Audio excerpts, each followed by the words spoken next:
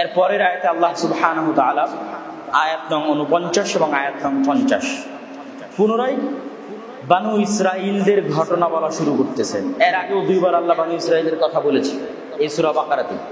এর আগেও দুইবার বানু ইসরাইলের কথা উল্লেখ করা হয়ে গেছে, তবে এখন বানু ইসরাইলের কথা একটু বিস্তারিত বলব। কিছুক্ষণ আগে অল্প দু একটা আয়াত আগে আল্লাহ বলেছেন যে হে বানু ইসরাইল, তোমরা আল্লাহর নিয়ামতকে স্মরণ করো, আল্লাহ তোমাদেরকে যে নিয়ামত দিয়েছিল সেটা স্মরণ করো। এখন আল্লাহ সেই নিয়ামতের বর্ণনা দিচ্ছে পবিত্র কোরআনে 49 এবং 50। বানু ইসরাইল কারা? ইসরাইল হচ্ছে ইয়াকুব আলাইহিস সালাম। ইয়াকুব আলাইহিস সালাম কার ছেলে? ইসহাক আলাইহিস সালামের ছেলে। ইসহাক আলাইহিস সালাম কার ছেলে? ইব্রাহিম আলাইহিস সালামের ছেলে। তাহলে ইব্রাহিমের ছেলে ইসহাক, ইসহাকের ছেলে ইয়াকুব, ইয়াকুবের ছেলে, ইয়াকুবের নাম হচ্ছে ইসরাইল। ইয়াকুবের ছেলে ইউসুফ এবং তার 11 ভাই। তাহলে বানু ইসরাইল মানে ইসরাইলের সন্তানেরা, মানে ইয়াকুব আলাইহিস সালামের 12 সন্তান ও তার বংশধরেরা। বুঝা গেল যে বানু ইসরাইল মানে ইয়াকুব আলাইহিস সালাম এবং তার 12 সন্তান ও তাদের বংশধরেরা।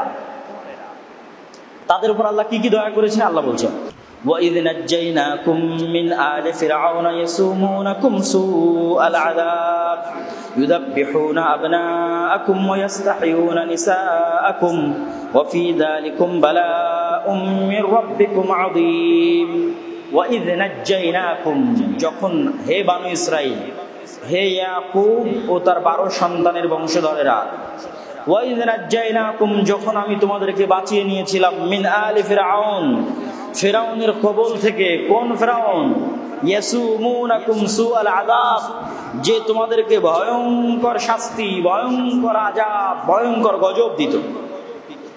কি আযাব, কি শাস্তি দিত? ইযাববিহুনা আবনাকুম, তোমাদের ছেলে সন্তানদেরকে জবাই করত প্রকাশ্যে, বাড়ি থেকে ধরে ধরে এনে জবাই করতো ছেলে সন্তানদের। ওয়াস্তাহইউনা নিসাকুম, আর তোমাদের মেয়েদের বাঁচিয়ে রাখতো। ফিরআউনের পক্ষ থেকে ওপেন ঘোষণা দেওয়া ছিল যে বানু ইসরাইলের ঘরে ঘরে তল্লাশি চালাও, পুলিশ বাহিনী। ফিরআউনেরও পুলিশ বাহিনী ছিল। ঘরে ঘরে তল্লাশি চালাও, কার ঘরে ছেলে সন্তান জন্ম নিয়েছে ওখানে অন দ্য স্পটে জবাই করে দাও। আর যদি দেখো মেয়ে বাচ্চা, বাঁচিয়ে রাখো, জবাই করার দরকার নাই। কেন সেটা আমরা তাফসিরে বলছি।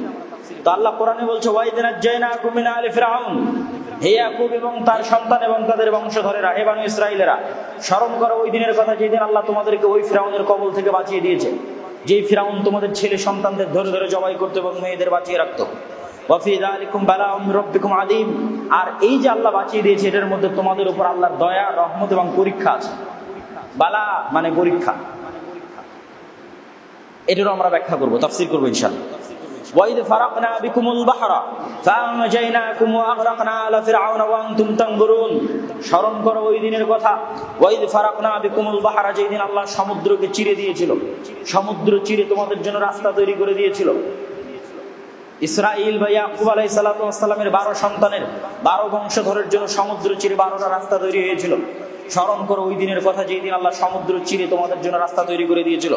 ওয়া আগরাকনা আলা ফিরআউন, আর ওই সমুদ্রে, যেই সমুদ্র চিরে আল্লাহ রাস্তা তৈরি করে দিলেন, ওই সমুদ্রে ফিরআউন এবং তার সেনাবাহিনীকে ডুবিয়ে মেরেছিলেন।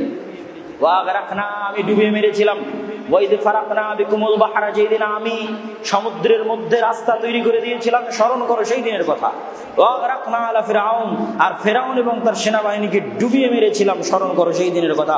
ওয়া আনতুম তানজুরুন, আর তোমরা তাকিয়ে তাকিয়ে দেখছিলে, নিজের চোখে দেখেছো যে ফিরআউন ডুবে মরে গেল। ওয়া আনতুম তানজুরুন, তোমাদের চোখের সামনে ফিরআউন এবং তার সেনাবাহিনীকে ডুবিয়ে হত্যা করা হয়েছে, ধ্বংস করা হয়েছে। এরপরের আয়াতে আল্লাহ সুবহানাহু ওয়া তাআলা বলছেন ওয়াইদ ওয়া'আদনা মূসা 40 লাইলা, স্মরণ করো সেই দিনের কথা। এগুলো সবগুলোরই এই মসজিদে যতদূর সম্ভব আমরা তাফসীর করব, বাকিগুলো অন্য মসজিদে করবো ইনশাআল্লাহ, কিন্তু একটু অনুবাদ করে নিই যেহেতু একই রকম আলোচনা। ওয়াইদ ওয়া'আদনা মূসা, স্মরণ করো সেই দিনের কথা যেই দিন মূসার কাছ থেকে আমরা ওয়াদা নিয়েছিলাম। মূসার কাছ থেকে ওয়াদা নিয়ে 40 লাইলা, মূসা 40 দিন 40 রাত আল্লাহর ইবাদতের জন্য তুর পাহাড়ে চলে গেছিলেন। স্মরণ করো সেই দিনের কথা যেই দিন মূসা 40 দিন 40 রাতের জন্য তুর পাহাড়ে আল্লাহর ইবাদতের জন্য গেছিলেন। সুম্মা তাখাযতুমুল ইজলা, আর তোমরা মূসার অনুপস্থিতিতে বাছুরকে ইলাহ বানিয়ে পূজা করা শুরু করেছিল। এই 40 দিনই, যে 40 দিন তোমাদেরকে রেখে মূসা তুর পাহাড়ে গেছিল আল্লাহর ইবাদত করতে, এই 40 দিনে তোমরা ইত্তাখাযতুমুল ইজল, বাছুরের বাচ্চা বানিয়ে মিন বাদি, মূসার পরে, মূসা চলে যাওয়ার পরে বাছুর বানিয়ে, বাছুরের বাচ্চা বানিয়ে পূজা করা শুরু করেছিলে। ওয়া আনতুম যালিমুন, আর তোমরা এটা গুনাহের কাজ করেছো, অত্যাচার করেছো, জুলুম করেছো এই কাজটা।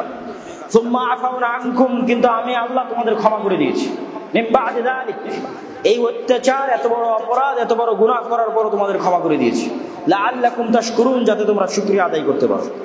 স্মরণ করো ওই দিনের কথা, ওয়াইদা আতাইনা মূসাল কিতাব ওয়াল ফুরকান লাআল্লাকুম তাহতাদুন, যেদিন আমরা মূসাকে দিয়েছিলাম কিতাব তাওরাত, ওয়াল ফুরকান, যে তাওরাত সত্য মিথ্যার মধ্যে পার্থক্য সৃষ্টিকারী, লাআল্লাকুম তাহতাদুন, যাতে তোমরা হেদায়েত প্রাপ্ত হতে পারো।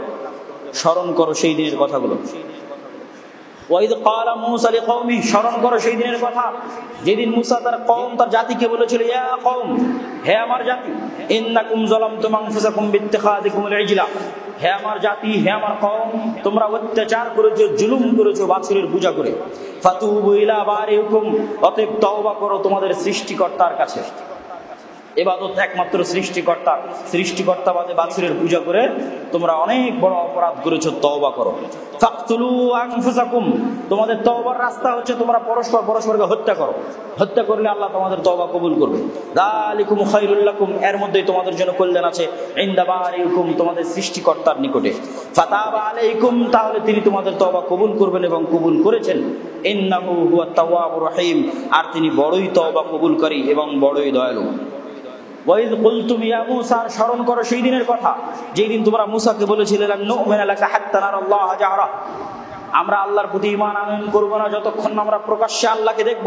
ফাআখাযাতকুম সাইকাতু, আল্লাহ প্রকাশ্যে তার দর্শন দেওয়া শুরু করেননি, সামান্য ঝলক দিয়েছেন, তোমরা তখন অজ্ঞান হয়ে মারা গেছো। ওয়া আনতুম তানজুরুন সুম্মা বা'আথনাকুম মিন বা'দি মাউতিকুম, অজ্ঞান হয়ে মারা যাওয়ার পর আমি তোমাদেরকে আবার বাঁচিয়ে দিয়েছিলাম। ওই তুর পাহাড়ে 70 জন অজ্ঞান হয়ে মারা গেছে, আমি আবার তোমাদের বাঁচিয়ে দিয়েছি। মিন বা'দি মাউতিকুম লাআল্লাকুম তাশকুরুন, যাতে তোমরা আল্লাহর শুকরিয়া আদায় করতে পারো। স্মরণ করো হে বনি ইসরাইল, ওয়াদাল্লালনা আলাইকুমুল গামামা, যখন সিনা মরুভূমিতে কোনো ছায়ার ব্যবস্থা ছিল না, তখন আমি মেঘমালা দিয়ে তোমাদের ছায়া দিয়েছিলাম। ওয়া আনজালনা আলাইকুমুল মান্না ওয়াস সালওয়া, এবং আসমান থেকে, জান্নাত থেকে মান্না এবং সালওয়া খাবার তোমাদের দিয়েছিলাম। কুলু মিন তাইয়্যিবাতি মা রাযাকনাকুম ওয়া মা যালামুনা ওয়ালাকিন কানু আনফুসাহুম ইয়াযলিমুন, তোমরা আল্লাহর দেওয়া এই পবিত্র খাবার ভক্ষণ করো যা আমি তোমাদেরকে রিজিক হিসেবে দিয়েছি। ওয়ালাকিন কানু আনফুসাহুম ইয়াযলিমুন, বরং তারাই তাদের নিজেদের উপর জুলুম করেছে, অত্যাচার করেছে। ওয়াইদ কুলনা দুখুলু হাযিহিল ক্বরিয়া, আর যখন বনি ইসরাইলকে আমরা বলেছিলাম, এগুলো পরস্পর আল্লাহ বলতেই আছে, আমরা ব্যাখ্যা শুরু করবো ইনশাআল্লাহ, কি শেষ করিনি। ওয়াইদ কুলনা দুখুলু হাযিহিল ক্বরিয়া, যখন বনি ইসরাইলকে আমরা বলেছিলাম এই শহরে প্রবেশ করো। ফাকুলু মিনহা হাইথু শি'তুম রাগাদা, এই শহরে যা পাও আল্লাহর নিয়ামত তা ভক্ষণ করো। ওয়াদখুলুল বাবা সুজ্জাদা, এবং মাথা নত করে সিজদা দিতে দিতে প্রবেশ করো। ওয়াকুলু হিত্তাতুন নাগফির লাকুম, আর বলো হিত্তাতুন নাগফির লাকুম, হিত্তাতুন বলো তাহলে আমি তোমাদেরকে ক্ষমা করে দিব, খাতায়াকুম তোমাদের গুনাহকে, ওয়াসানাজিদুল মুহসিনিন, আর যারা ইহসানকারী তাদেরকে আমরা বাড়িয়ে দিয়ে থাকি। فبدل الذين ظلموا قولا غير الذي قيل لهم, জুলুম এবং গুনাহ তারা করেছে, আল্লাহ যাদেরকে বলল হিত্তাতুন বলে ক্ষমা চাওয়ার জন্য, তারা হিত্তাতুন না বলে হিন্তাতুন বলে গ্রামের মধ্যে প্রবেশ করা শুরু করলো, তারা অত্যাচার করেছে। فأنزلنا على الذين ظلموا رجزا من السماء بما كانوا يفسقون, আসমান থেকে তাদের উপর অপমানজনক শাস্তি আমি অবতীর্ণ করেছি যারা আমার এই হুকুমকে অমান্য করেছে। ওয়াইদ কুলতুম ইয়া মূসা, স্মরণ করো সেই দিনের কথা যেই দিন তোমরা মূসাকে বলেছিলে, ইয়া মূসা লান নাসবিরু আলা তুআমিন ওয়াহিদিন, আমরা একটি খাবারে ধৈর্য ধারণ করতে পারবো না। ফাদউ লানা রাব্বাক, তোমার প্রতিপালকের কাছে দোয়া করো। ইখরিজ লানা মিম্মা তুমবিতুল আরদু মিন বাকলিহা ওয়া কিসাইহা ওয়া ফুমিহা ওয়া আদাসিহা ওয়া বাসালিহা, যেন আল্লাহ জমিন থেকে, শুধু মান্না সালওয়া খেয়ে থাকতে পারবো না, যেন আল্লাহ জমিন থেকে শসা, রসুন, পেঁয়াজ, ডাল ইত্যাদি যেন আল্লাহ সুবহানাহু ওয়া তাআলা জমিন থেকে উৎপাদনের ব্যবস্থা করে। মুসা আলাইহিস সালাতু ওয়াস সালাম বললেন, ক্বালা তাস্তাবদিলুনা আল্লাযী হুয়া আদনা বিল্লাযী হুয়া খায়র, তোমাদের কাছে যেটা আছে সেটাই বেশি কল্যাণকর, সেটার পরিবর্তে তোমরা তার চেয়ে কম কল্যাণকর জিনিস আল্লাহর কাছে চাচ্ছ। ইহবিতু মিসরান ফাইন্না লাকুম মা সাআলতুম ওয়া দুরিবাত আলাইহিমুদ দিল্লাতু ওয়াল মাসকানাতু ওয়া বাউ বিগাদাবিন মিনাল্লাহ যালিকা বিআন্নাহুম কানু ইয়াকফুরুনা বিআয়াতিল্লাহ ওয়া ইয়াকতুলুনা আন-নাবিয়্যিনা বিগাইরিল হাক্কি যালিকা বিমা আসাউ ওয়া কানু ইয়াতাদুন। তাদের উপর আল্লাহ সুবহানাহু ওয়া তাআলা অপমান এবং লাঞ্ছনা নামিয়ে দিলেন বিগাদাবিন মিনাল্লাহ, আল্লাহর গজবের কারণে। বিআন্নাহুম কানু ইয়াকফুরুনা বিআয়াতিল্লাহ, কেন তারা আল্লাহর আয়াতকে অস্বীকার করেছিল। ওয়া ইয়াকতুলুনা নাবিয়্যিনা, এবং নবীদের হত্যা করেছিল বিগাইরিল হক, অন্যায়ভাবে। যালিকা বিমা আসাউ ওয়া কানু ইয়াতাদুন। সম্মানিত উপস্থিতি, বনু ইসরাঈলের উপর আল্লাহ সুবহানাহু ওয়া তাআলা লম্বা আলোচনা এখান শুরু করেছেন এবং এই লম্বা আলোচনা বহুদূর পর্যন্ত চলতে থাকবে। আমরা তার মধ্যে মৌলিক পরস্পর কয়েকটি আয়াতের শুধু অনুবাদ করলাম, এবার সংক্ষিপ্ত ব্যাখ্যা করব। আমরা কোথায় শুরু করেছিলাম? যে ওয়াইদ নাজ্জাইনাকুম মিন আলি ফিরআউন, যে ফিরআউনকে পানিতে ডুবিয়ে মেরেছি, তোমাদেরকে বাঁচিয়ে দিয়েছি। এখন প্রথম আপনাদেরকে যেটা তাফসীর হিসেবে জানতে হবে সেটা হচ্ছে যে ইয়াকুব আলাইহিস সালাতু ওয়াস সালাম ছিলেন ফিলিস্তিনে, আর মূসা আলাইহিস সালাতু ওয়াস সালাম কোথায়? মিশরে। মূসা আলাইহিস সালাম কোথায়? মিশরে। তাহলে আমরা যখন জানলাম যে বনু ইসরাঈল মানে ইয়াকুবের সন্তানেরা, তো ইয়াকুব আলাইহিস সালাম থাকতেন কোথায়? ফিলিস্তিনে। ইসহাক আলাইহিস সালাম থাকতেন ফিলিস্তিনে। ইব্রাহিম আলাইহিস সালামও থাকতেন ফিলিস্তিনে। আর মূসা আলাইহিস সালাম আসলেন কোথায়? মিশরে। তাহলে মিশরে থাকা এদেরকে আল্লাহ বনু ইসরাঈল বলতেছে, মূসা আলাইহিস সালামের কওমকে। তো ইয়াকুব আলাইহিস সালামের বনু ইসরাঈল ফিলিস্তিন থেকে মিশরে আসলো কিভাবে? কে বলতে পারবেন? ইয়াকুব আলাইহিস সালাতু ওয়াস সালামের বনু ইসরাঈল ফিলিস্তিন থেকে মিশরে কিভাবে আসলো? ইয়াকুব আলাইহিস সালামের সন্তানের নাম কি বলেছিলাম? ইউসুফ। কি বলেছিলাম? ইউসুফ আলাইহিস সালাম। ইউসুফ আলাইহিস সালামের কয় ভাই? 12 ভাই। ইউসুফ আলাইহিস সালামকে যখন কুয়ার মধ্যে ফেলে দিল, তখন তাকে নিয়ে গিয়ে কোন বাজারে বিক্রি করা হলো? মিশরের বাজারে। কোথাকার বাজারে? মিশরের বাজারে। এবং ইউসুফ আলাইহিস সালামকে যেই জেলখানায় রাখা হলো সেটাও মিশরে। যেই জুলাইখার গল্প আপনারা শোনেন সেটাও মিশরে। স্বপ্নের তাবির বলার মাধ্যমে ইউসুফ আলাইহিস সালাম জেল থেকে মুক্তি পেয়ে অর্থমন্ত্রী হলেন। যখন অর্থমন্ত্রী হলেন তখন সারা পৃথিবীতে দুর্ভিক্ষ। দুর্ভিক্ষের কারণে খাদ্য সংগ্রহের আশায় ইউসুফ আলাইহিস সালামের আর বাকি ভাইদেরকে ইয়াকুব আলাইহিস সালাম পাঠিয়েছে যে মিশরের বাদশা নাকি খাবার বন্টন করতে, ত্রাণ। মিশরের বাদশা কি দিচ্ছে? ত্রাণ দিচ্ছে। তো ফিলিস্তিন থেকে ত্রাণ নিতে গেছে মিশরে। তারা ইউসুফ আলাইহিস সালামকে চিনেনি, ইউসুফ আলাইহিস সালাম তাদের চিনে ফেলেছে। এর আমার ভাইরা আসছে। তারপরে তো লম্বা ঘটনা পরিচয় হলো। পরিচয় হওয়ার পর ইউসুফ আলাইহিস সালাম দাওয়াত দিয়ে পাঠালেন যে আব্বা, আপনি আর ভাইয়েরা সবাই ফিলিস্তিন থেকে কোথায় চলে আছেন? মিশরে। আমি তো এখানে মন্ত্রী। কথা বুঝতে পারেননি? পাওয়ারফুল। তখন ইয়াকুব আলাইহিস সালাম তার বাকি 11 সন্তান সহ 11 সন্তানের সন্তান সন্ততি সহ 70 জনের কাফেলা ফিলিস্তিন থেকে কোথায় গেলেন? মিশর। তাহলে এবার বোঝা গেল যে মূসা আলাইহিস সালাম যে মিশরে, এবং আল্লাহ যে বলতেছে হে বানু ইসরাইল, ফিরআউন তোমাদের উপর অত্যাচার করে, এই বানু ইসরাইল ফিলিস্তিন থেকে মিশরে আসলো কেমন? এটা তো বোঝা গেল। এবার আমরা আসি, ইউসুফ আলাইহিস সালাতু ওয়াস সালাম যখন দুনিয়া থেকে বিদায় নিলেন, উনি যতদিন ছিলেন ততদিন বানু ইসরাইলের অবস্থা ভালো ছিল। ইউসুফ আলাইহিস সালাম দুনিয়া থেকে বিদায় নেওয়ার পর ক্ষমতার উত্থান পতন হয় না? হয় না? ক্ষমতার উত্থান পতন হয়। তো আমার সাথে যার জোট আছে, তার বিরোধী পার্টি যদি ক্ষমতায় যায়, তো জোটকেও সাইজ করে না? করে না? জোটকেও সাইজ করে। তো আগের যে ক্ষমতায় ছিল তার সাথে শক্তিতে জোটে ছিল ইউসুফ আলাইহিস সালাম এবং বানু ইসরাইল অর্থমন্ত্রী।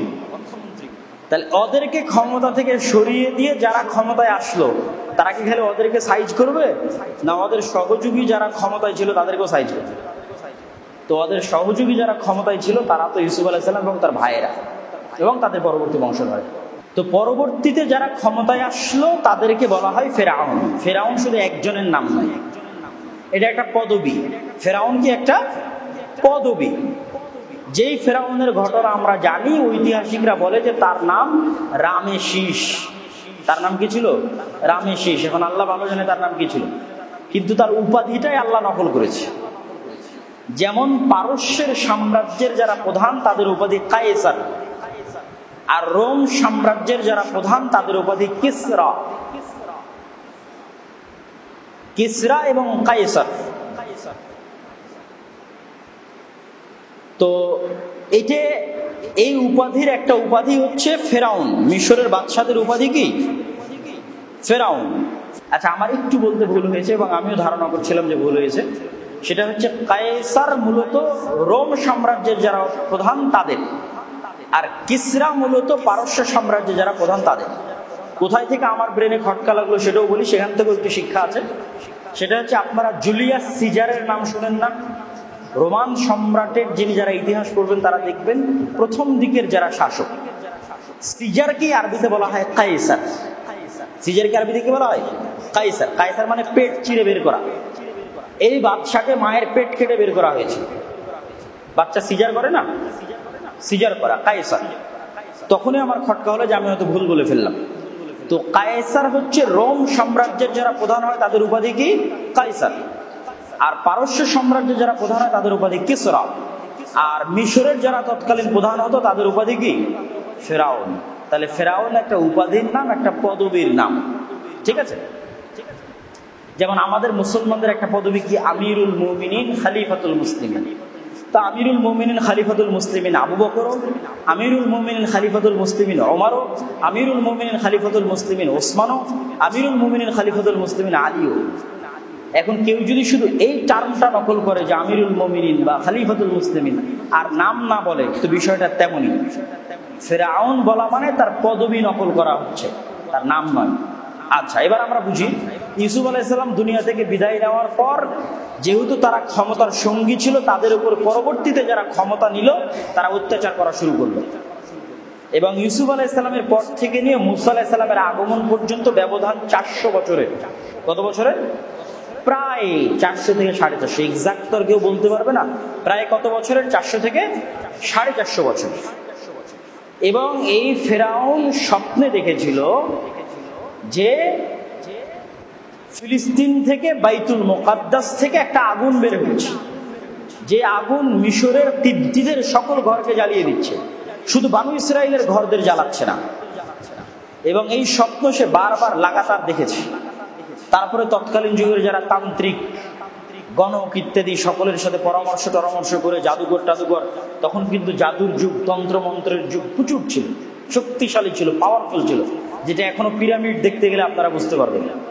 ভয়ঙ্কর ভূতের এরিয়া সব। লাশকে জ্যান্ত এখনো, লাশের এখনো সবকিছু ঠিক আছে, এমন ভাবে মমি করেছে, এখনো লাশ জ্যান্ত, কত হাজার হাজার বছর আগে। আর পিরামিড এত এত উঁচু যে অত উঁচুতে মানুষের পক্ষে পাথর নিয়ে যাওয়া আজকের যুগে অসম্ভব। অত উঁচু ক্রেন পৃথিবীতে তৈরি হয়েছে কিনা দেখতে হবে, যে পিরামিড যত উঁচু। তো পিরামিডের মধ্যে যেই পরিমাণ গাণিতিক সূত্র আছে, মানে গাণিতিক সূত্রের যেই পরিমাণ প্রয়োগ আছে, যেই পরিমাণ জাদু টোনা, ঠিক আছে, বদনজর ইত্যাদির প্রয়োগ আছে, অসম্ভব এবং অকল্পনীয়। তো ফেরাউন তার সভাসদ জাদুকর গণক তাদেরকে ডেকে বললো ব্যাখ্যা দেয়। বললো ব্যাখ্যা হচ্ছে বানু ইসরাইলের বংশে এমন সন্তান জন্ম নিবে আপনার রাজত্বকে একদম ধূলিসাৎ করে দিবে, ধ্বংস করে দিবে। তখন ফেরাউন আদেশ জারি করলো কি, পুলিশ বাহিনীকে আদেশ দিয়ে দিল, তোমরা এবার তল্লাশি চালাও বানু ইসরাইলের ঘরে ঘরে, যা ছেলে সন্তান আছে জবাই করে দেবে, এবং যতদিন ছেলে সন্তান হতে থাকবে ততদিন জবাই করতে থাকবে। তাহলে এবার আপনারা অন্তত সিকোয়েন্সটা মিলাতে পারবেন যে ফিলিস্তিন থেকে ইয়াকুব আলাইহিস সালাম তার সন্তান নিয়ে এখানে আসলেন, ইউসুফ আলাইহিস সালামের এখানে, তারা এখানে 300-400 বছর থাকলো, একটা সময় ক্ষমতা হারিয়ে গেল, ফেরাউনের হাতে যখন ক্ষমতা গেল তখন তাদের উপর অত্যাচার জুলুম করা শুরু হলো। এই অত্যাচার জুলুম ছিল অনেক ভয়ঙ্কর, অনেক কঠিন এবং অনেক ব্যাপক, যার বর্ণনা আল্লাহ কোরআনে দিচ্ছে। ওয়াইয নাজ্জাইনাকুম মিন আলি ফিরআউন, যখন আমি তোমাদেরকে বাঁচিয়ে দিলাম ফেরাউনের কবল থেকে, যেই ফেরাউন তোমাদের উপর জুলুম করত, অত্যাচার করত। ওয়াইযাববিহুনা আবনাকুম, তোমাদের ছেলে সন্তানদের জবাই করত। ওয়াস্তাহিউনা নিসাকুম, তোমাদের মেয়ে সন্তানদের বাঁচিয়ে রাখতো। ওয়াফি যালিকুম বালাউম মির রাব্বিকুম আযীম, এটার মধ্যে আল্লাহর পক্ষ থেকে তোমাদের জন্য পরীক্ষা আছে। তার মানে আল্লাহ উপকার করলেও সেটা পরীক্ষা, আল্লাহ উপকার করলেও সেটা পরীক্ষা, এবং আল্লাহ সুবহানাহু ওয়া তাআলা বিপদে ফেললেও সেটা পরীক্ষা। তা আল্লাহ তাদেরকে ফেরাউনের কবল থেকে বাঁচিয়ে দিয়ে বলছে এটা পরীক্ষা। ফেরাউনের কবল থেকে বাঁচিয়ে দিয়ে কি বলছে? এটা পরীক্ষা। কি পরীক্ষা? আমার নিয়ামতের কেমন শুকরিয়া আদায় করো সেটা দেখার পরীক্ষা। আর এই পরীক্ষায় অত সহজে সবাই পাশ করতে পারে না, এবং বানু ইসরাইলও পারেনি। বারবার তারা আল্লাহর নিয়ামত ভোগ করেছে এবং আল্লাহর নিয়ামতের সাথে নাশুকরি করেছে। তো এখান থেকে, এই আয়াতের এই অংশ থেকে আমাদের শিক্ষা কি? যে আল্লাহ বানু ইসরাইলকে এত বড় বিপদ থেকে বাঁচিয়ে দিয়ে বলছে এটা পরীক্ষা। এটাই আমাদের শিক্ষা, যে আমাদের প্রতি ধাপে ধাপে আল্লাহ যখন আমাকে দয়া দিচ্ছে, রহমত দিচ্ছে, তখন সেটা কি? পরীক্ষা। দাউদ আর সুলাইমান আলাইহিমা সালাতু ওয়াস সালামের রাজত্বে, ক্ষমতায়, ধন সম্পদে এত বরকত, এত বৃদ্ধি, যে ক্ষমতা দিতে দিতে আল্লাহ পশু প্রাণী, জীব জন্তু, জানোয়ার, জিন সব ক্ষমতা দাউদ আর সুলাইমানকে দিয়ে দিলেন। এটা কেন? তাদেরকে আল্লাহ যত নিয়ামত দিয়েছেন তত তাদের শুকরিয়া বেড়েছে। বুঝাতে পারিনি মনে হয়। আল্লাহ অল্প করে দিয়েছে, বেশি শুকরিয়া আদায় করেছে, তো আল্লাহ আরো বেশি দিয়েছে, আরো শুকরিয়া আদায় করেছে, আরো বেশি দিয়েছে। দাউদ আর সুলাইমানের বড় বৈশিষ্ট্য ছিল যে তারা আল্লাহর শুকরিয়া আদায়কারী। আল্লাহর কি আদায়কারী? শুকরিয়া আদায়। আর আমাদের কাছে যখন টাকা আসে তখন আমরা হই কি? পাপী এবং অহংকারী। ফলত আমাদের কাছে টাকা থাকে না, এবং আমাদের জীবদ্দশাতেই আমরা দেখি মানুষ ধনী থেকে ফকির হয়ে গেছে। আমাদের জীবন এই অল্প 50-60 বছরের সময় আমরা দেখি যে কালকে যে ধনী ছিল সে আজ ফকির হয়ে গেছে, কাল যে ক্ষমতায় ছিল আজ সে নিঃস্ব। সেখানে 500-100 বছর তো বহু দূরের কথা। 500-100 বছরে তো উত্থান পতনের কত কি সৃষ্টি হয়, বহু দূরের কথা। তাহলে আল্লাহ সুবহানাহু ওয়া তাআলা অনুগ্রহ করলে সেটা পরীক্ষা। যেটা আরেক আয়াতে আল্লাহ সুবহানাহু ওয়া তাআলা বলছেন, ওয়া নাবলুকুম বিশ-শাররি ওয়াল খায়রি ফিতনাহ। আমি মানুষকে কল্যাণ দিয়েও পরীক্ষা করি, অকল্যাণ দিয়েও পরীক্ষা করি। অকল্যাণ দিয়ে পরীক্ষা কি? ধৈর্য ধরে কিনা। দাউদ সুলাইমানকে যেমন দয়া দিয়েছেন, অন্য নবীদের উপর কি বিপদ দেননি? হ্যাঁ, ইয়াকুব আলাইহিস সালামের সন্তান হারিয়ে গেল, 30 বছর পর পেলেন। এটা বিপদ না? সন্তান হারিয়ে যাওয়া, 30 বছর আপনি জানেন না আপনার সন্তান কোথায়, আল্লাহ আপনাকে ক্লিয়ার বলে না যে তোমার সন্তান বেঁচে আছে, এটা পরীক্ষা না? পরীক্ষা। এরকম ইউনূস আলাইহিস সালাম মাছের পেটে চলে গেলেন, এটা পরীক্ষা না? ইউসুফ আলাইহিস সালাম জেলখানায় 7 বছর থাকলেন বিনা অপরাধে, পরীক্ষা না? ইউসুফ আলাইহিস সালাম কুয়ার মধ্যে ফেলে দেওয়া হলো, পরীক্ষা না? মানুষের বাড়িতে কাজের লোক হিসেবে বিক্রি করে দেওয়া হলো, কাজের লোক। আপনি কোনোদিন মানুষের বাড়িতে কৃতদাস হিসেবে বিক্রি হয়েছেন? আপনি কোনোদিন বিনা অপরাধে জেল খেটেছেন? জেনার অপরাধে, অথচ যেটা মিথ্যা, অপবাদ, 7 বছর জেল খাটা এখানে আছে। আপনার ভাইয়েরা আপনাকে ধরে কুয়াতে ফেলে দিয়েছিল হত্যা করার জন্য, তাহলে আপনার উপরে এগুলো একটা বিপদও আসেনি, এগুলো নবীদের উপরে গেছে, তাই না? এই জন্য আল্লাহ বলছে, ওয়া নাবলুকুম বিশ-শাররি ওয়াল খায়রি ফিতনাহ। আমি তোমাদেরকে কল্যাণ দিয়েও পরীক্ষা করি, অকল্যাণ দিয়েও পরীক্ষা। তার মানে অকল্যাণ মানে আল্লাহ অসন্তুষ্ট, এটা না। আর কল্যাণ মানেও যে আল্লাহ সন্তুষ্ট, এটা নয়। আমরা কি মনে করে আমি এত ইবাদত করি, এত আল্লাহ নামাজ কালাম পড়ে, আমার টাকা পয়সা হয় না, কিছু হয় না, ওই সুদ খেয়ে ধনী হয়ে গেছে, অমুকে ঘুষ খেয়ে ধনী হয়ে গেল, বলে না? বলে না? এটা আল্লাহর সন্তুষ্টির প্রমাণ নয় যে আপনি টাকার মালিক হয়ে গেলেন তাই আল্লাহ আপনাকে ভালোবাসেন, আর আপনি বিপদে আছেন তাই আল্লাহ আপনাকে ভালোবাসেন। এটা মানদণ্ড নয়। আপনি সালাত আদায় করতে পারছেন কিনা এটা মানদণ্ড যে আল্লাহ আপনাকে ভালোবাসে কিনা, এটাই মানদণ্ড। আপনি কোরআন পড়তে পারছেন কিনা এটাই মানদণ্ড যে আল্লাহ আপনাকে ভালোবাসে কিনা। আর এক আয়াতে আল্লাহ বলছেন, ওয়া বালাউনাহুম বিল হাসানাতি ওয়াস সাইয়্যাত। আমি মানুষের উপর দয়া দিয়ে পরীক্ষা করি, ওয়াস সাইয়্যাত, বিপদ দিয়ে মানুষকে পরীক্ষা করি।